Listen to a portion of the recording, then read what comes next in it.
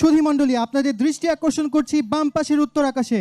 মাননীয় প্রধান উপদেষ্টাকে ফ্লাইং স্যালুট প্রদর্শনের জন্য এগিয়ে আসছে মিগ-29 যুদ্ধ বিমান। প্রথাগতভাবে একে নাইফ ম্যানোভার বলা হয়। সুধীমণ্ডলী, প্রদর্শিত হবে flying salute to the chief guest.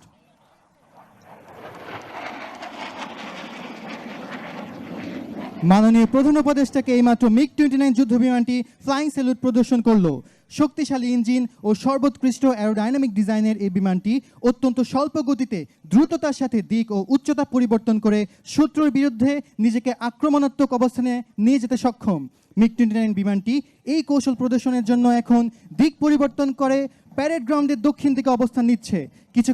কিছুক্ষণের মধ্যেই আপনারা দেখতে পাবেন ডান আকাশ থেকে অত্যন্ত স্বল্প গতিতে এগিয়ে আসা মিগ-29 বিমানের স্লো স্পিড হ্যান্ডলিং ম্যানোভার।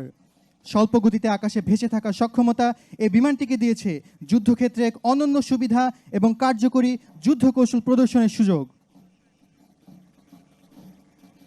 সুধীমণ্ডলী, মিগ-29 বিমানটি প্রদর্শন করছে স্লো স্পিড হ্যান্ডলিং ম্যানোভার।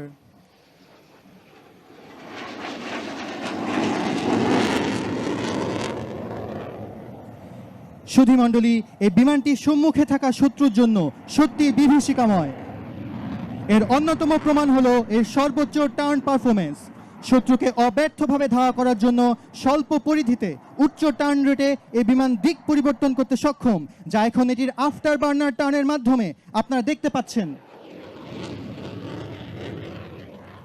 শক্তিশালী দুটি RD-33 ইঞ্জিনের সর্বোচ্চ শক্তি ব্যবহার করে এবং বিমানের গতি নিয়ন্ত্রণ করে সর্বোচ্চ টার্ন পারফরমেন্স প্রদর্শন করছে মিগ-29 বিমানের চৌকস পাইলট।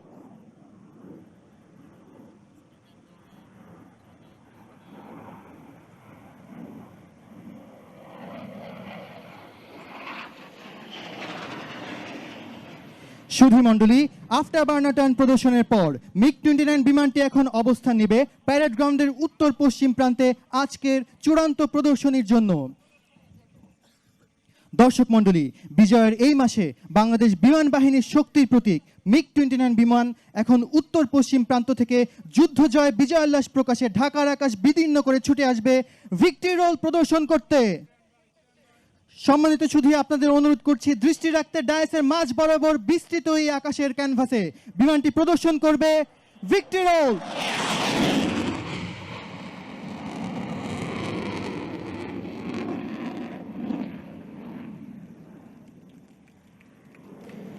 সুধীমণ্ডলী, এরই মধ্য দিয়ে শেষ হয়ে গেল বাংলাদেশ বিমান বাহিনী মনোজ্ঞ অ্যারোবেটিক্স শো। এই মনোজ্ঞ অ্যারোবেটিক্স শো ভূমি থেকে নিয়ন্ত্রণ তথা অ্যারোবেটিক্স কন্ট্রোলারের দায়িত্বে ছিলেন উইং কমান্ডার মোহাম্মদ।